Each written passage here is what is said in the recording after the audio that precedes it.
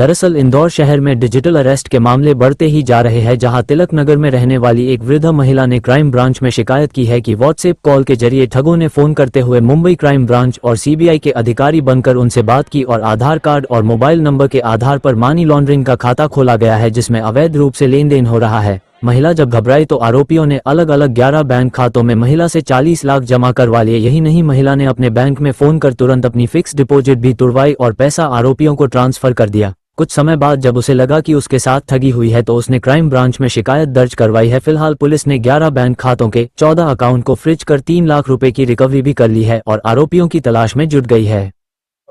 एक minute role लो, जीवन से फोन पे पूछ। ठीक है, थैंक यू। डिजिटल अरेस्ट का मामला सामने आया, एक डिजिटल अरेस्ट का मामला सामने, एक और डिजिटल अरेस्ट का मामला सामने आया क्राइम ब्रांच इंदौर में, जिसमें एक वृद्ध महिला है जो कि तिलक नगर थाना क्षेत्र के अंतर्गत रहती है, जो कि अकेली रहती है। उसका जो लड़का है वो विदेश में रहता है और लगभग 60 वर्ष से ऊपर जो वृद्धा है वो सीनियर सिटीजन है। और उसके द्वारा ये रिपोर्ट लिखाई गई। उसके द्वारा ये बताया गया कि उसके पास एक कॉल आया था और मुंबई क्राइम ब्रांच का बनकर और फिर सीबीआई का बनकर, और उसको ये बताया गया कि आपका जो आधार कार्ड है और अकाउंट नंबर है, आधार कार्ड है और मोबाइल नंबर है, उससे आपका एक वो खुलवाया गया है, बैंक अकाउंट खुलवाया गया है, जिसमें कि मनी लॉन्ड्रिंग के तहत उसमें पैसा आया है, इसलिए आपके अकाउंट की जांच करनी पड़ेगी। ये व्हाट्सअप कॉल था।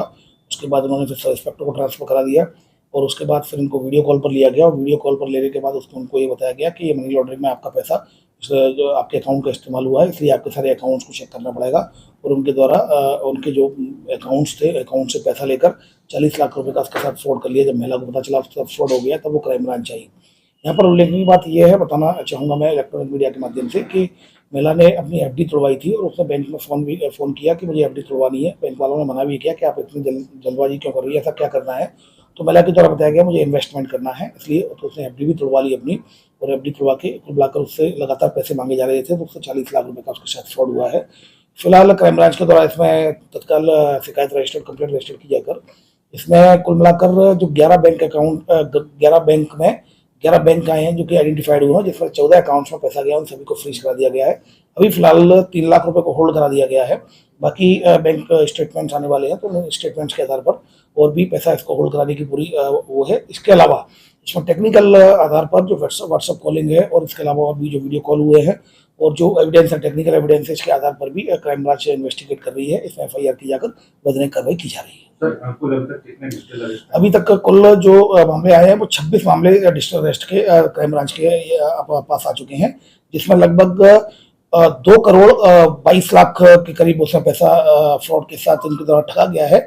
जबकि वहीं लगभग 60 लाख के करीब क्राइम ब्रांच के द्वारा पैसे को फ्रीज कराया जाकर और पैसा क्राइम ब्रांच के माध्यम से उनको वापस कराया गया है फरियादियों को, जिसमें कि कोर्ट के माध्यम से उनको पैसा वापस मिल गया है। तो अभी लगभग 60 लाख रुपए उनको वापस करा दिए गए हैं और लगभग 2 करोड़ 22 लाख रुपए का इसमें फ्रॉड है। इसमें भी फिलहाल क्राइम ब्रांच में 3 एफआईआर रजिस्टर की गई है। एक लसुड़िया थाने में रजिस्टर की गई थी, उसकी इन्वेस्टिगेशन भी क्राइम ब्रांच के द्वारा ही इसमें साथ मिलकर थाने के साथ मिलकर कार्रवाई की जा रही है। इसमें एक वृद्ध के साथ जो कि महालक्ष्मी नगर रहने वाले थे, जो कि असिस्टेंट रिटायर्ड बैंक मैनेजर थे एसबीआई के, उनके साथ फ्रॉड हुआ था। और उसके अलावा एक जो 12 लाख का फ्रॉड हुआ था, जो कि एक महिला, जो एक युवती थी जो कि डेल कंपनी में बेंगलोर में सॉफ्टवेयर इंजीनियर थी, उसके साथ 12 लाख का फ्रॉड हुआ था, जिसमें कि एफआईआर रजिस्टर की जाकर एक आरोपी को झालावाड़ राजस्थान से उठाया गया था डिजिटल अरेस्ट में और 2 लाख की उससे रिकवरी की गई थी। तो कुल मिलाकर लगातार रिकवरी भी जारी है और क्राइम ब्रांच उसमें एफआईआर करके कार्रवाई भी कर रही है। सर ये जो डिजिटल अरेस्ट होता है, ये कैसे लोगों को चिन्हित करके डिजिटल अरेस्ट किया जाता है? देखिए, इसमें चिन्हित नहीं होता है, तो रैंडम कॉल होते हैं और कोई भी इसमें ट्रैप हो जाता है। मेरे पास भी फोन आते हैं, आप लोगों के पास भी आते होंगे, बहुत लोगों के पास फोन आते हैं, तो उसमें ये लोग लगातार ये फिशिंग करते हैं, कई मेल भेजते हैं आपको, कई बार आपको कॉल करते हैं, कई बार कॉल ऑटोमेटेड हो सकता है और कई बार व्हाट्सएप कॉल हो सकता है। और ये लगातार ये साइबर फ्रॉडस्टर्स जो होते हैं, डिजिटल अरेस्ट की बात अगर हम नहीं करें बल्कि साइबर फ्रॉड की बात करें, तो ये सुबह से लेकर रात तक हजारों एसएमएस, हजारों लिंक आपको फिशिंग लिंक भेजते रहते हैं। उससे मैटर ऑफ टाइम और कोई उसमें ट्रैप हो जाता है जो समझ नहीं पाता है, तो उसको ट्रैप करके उसके साथ फ्रॉड कर लेते हैं। सर क्या सावधानी रखना चाहिए डिजिटल अरेस्ट से बचना है? डिजिटल अरेस्ट से बचने के लिए सबसे पहली बात तो ये कि आपको पैनिक नहीं होना है। कोई भी किस प्रकार का कॉल आता है तो आपको पैनिक नहीं होता है। सबसे पहला मैं इलेक्ट्रॉनिक मीडिया के माध्यम से ये कहना चाहूँगा कि डिजिटल अरेस्ट नाम का कोई भी शब्द कानून में नहीं है। कृपया करके डिजिटल अरेस्ट साइबर फ्रॉडस्टर्स के द्वारा बनाया गया ये शब्द है, और वो आपको इस तरीके से ऐसा लगता है आपको जैसे कि कानून ये कोई प्रक्रिया है। तो मैं आपको ये कहना चाहूंगा इलेक्ट्रॉनिक मीडिया के माध्यम से, डिजिटल अरेस्ट नाम की कोई भी कानून में किसी भी प्रकृति में प्रक्रिया है, नहीं कोई टर्मिनोलॉजी है।